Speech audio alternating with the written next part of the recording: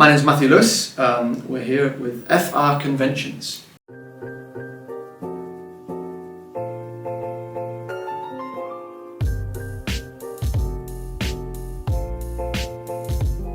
I would tell young Matthew that he will.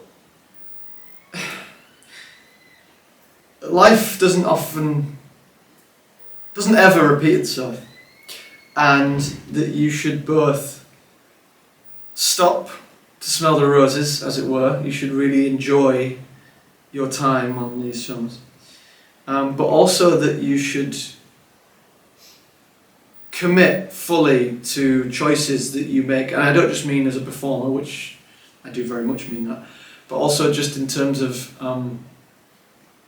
your relationships with your fellow castmates, both young and old. You should dive into them and embrace them and stop being so shy and concerned about the opinions of others. Just commit. Just lose your inhibitions, I would say. That's what I'll say.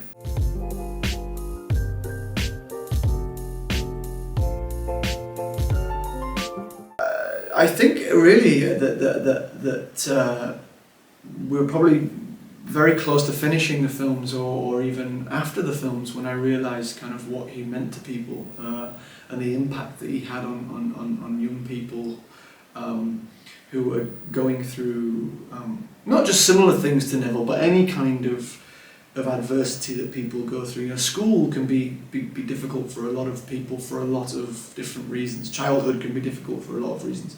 And it wasn't until actually I was doing conventions like this and people would come up to me and explain how they struggled at school, they were bullied, or maybe some other people had lost their parents.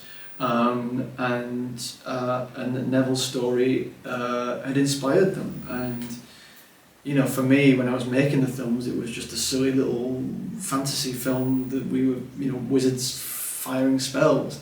It didn't occur to me at the time the impact that a character like that could have on people's actual lives. You know, beyond entertainment, that it could also be more than that. It could be inspiration. And I suppose actually as I've got older and realised kind of the world of storytelling and what it is we try and do as actors,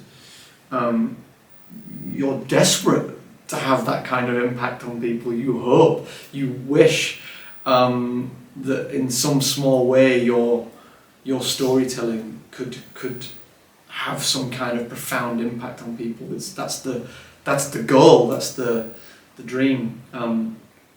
But never did I think at the time of playing Neville that I already had that. I was already having that inspiration for people. And I still find it quite hard to believe that that's true, but you know, it turns out that from meeting people that it very much is. So I just feel very, very honoured to have played that role, and also take it very seriously later on in life. You know, I feel a great deal of responsibility comes with playing a character like that, and so I'm very protective of the legacy of Neville and Harry Potter, and that's why I'm so keen to still do these kind of things, these conventions where I can meet people, because I think it's important that, you know, the last thing that people need is their childhood's ruined by an actor being less than they'd hoped. You know, they say don't meet your heroes, and I hope that if anyone does consider Neville that I can make sure that's not how they feel, and that they have a lovely time, and that their childhood is still sacred and is protected.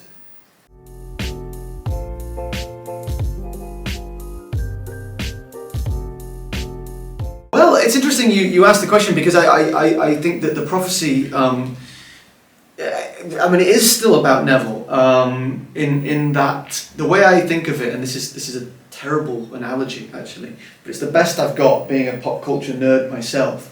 In the Buffy the Vampire Slayer, the TV series, right, which I don't know if any of you who are watching this have seen this, and I'm a millennial, and you're probably all like younger than me and no idea what I'm talking about. But in the last season of that, it was kind of revealed that the idea of a Slayer, there are thousands of potential Slayers all over the world, and when one Slayer dies, one of them is kind of suddenly is activated, if you will, and then they become the new Slayer. But they all could be, they're all potential Slayers, but one of them is selected. And it was kind of like, that's kind of what I sort of think about with Neville and Harry, is that the prophecy could have been out about either of them, and they both therefore had the potential to be the chosen one. But my lore is getting tested here, but I think that with Voldemort made it Harry by going to Harry's house that night. If he'd gone to Neville's house and he'd killed Neville's parents, he would have made Neville the chosen one. They were both had it within them to be the chosen one. So I think it still technically is about Neville being the chosen one. And also I think that even though Harry was chosen, it had to be him that killed that killed Voldemort. It still had to be done with the help of Neville, and so had the roles been reversed, and Neville had been the one to kill Voldemort, it would have meant that Harry would have still been required in some way, probably to kill Nagini. And they are both intrinsically linked up in the prophecy, in that one could not succeed without the other, if that makes sense. I mean, I've made that up entirely, but that's what I'm sticking to.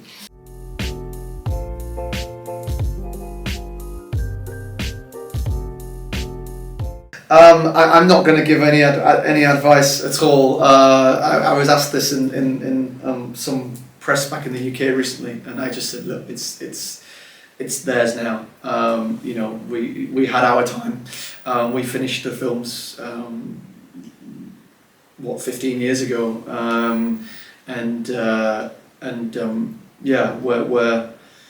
we're done. It's no longer ours. If it ever was to begin with. The mantle is now with them, and I wish them luck, but they don't need any advice from me. They don't need any of us having our opinions on it. Let them do their thing, and let them succeed and do whatever it is they're doing.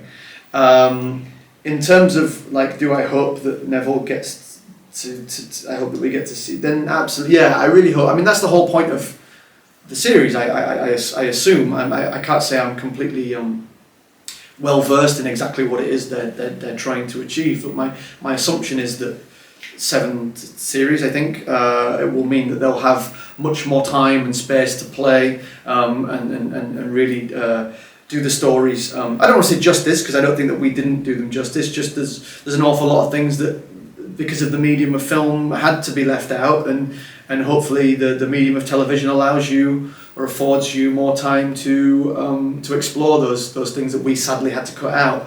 So yes, I mean, as I said earlier, I'm very protective of Neville. I think he's a wonderful character. I think he is inspiring, and I always felt during the films it would have been nice if we'd got to show a little bit more of who he is and why he is that way, and a bit more of his backstory. And sadly we didn't. But then this series is here, and hopefully they'll be able to do that. I think it will be great for fans that perhaps haven't read the books and have only seen the films, that they can actually go and watch this and see so much of this Neville backstory that we sadly didn't get to put in the films. That'd be great.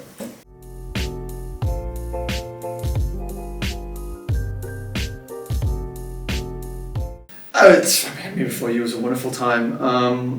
That film was 2014 we shot that. That was over 10 years ago that we filmed that. God, I'm so old. It was great. It was wonderful. I mean, I wasn't on it for very long. I think I was only on the film for 2-3 weeks or something. The whole shoot wasn't particularly long.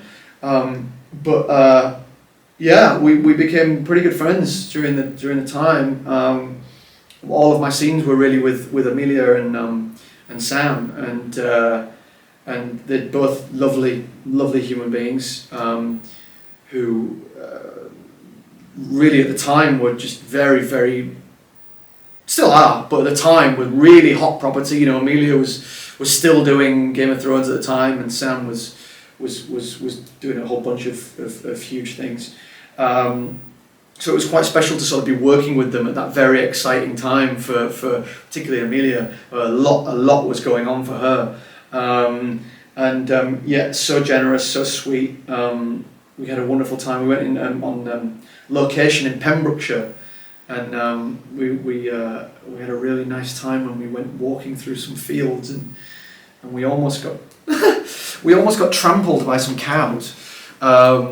They're quite territorial. I didn't realise this, and we were just walking through some fields, and suddenly this entire herd of cows started barreling towards us, and we had to very quickly vault over a fence, and Amelia lost a shoe, and it was all a bit chaotic, and we thought that would be a very interesting newspaper headline if Daenerys Targaryen, Finnick Odair and Neville Longbottom had been trampled to death by cows in Wales. But no, it was lovely. It was very nice. They're all very wonderful people, and Sam and I share a birthday, so we wish each other happy birthday every now and then, so which is nice.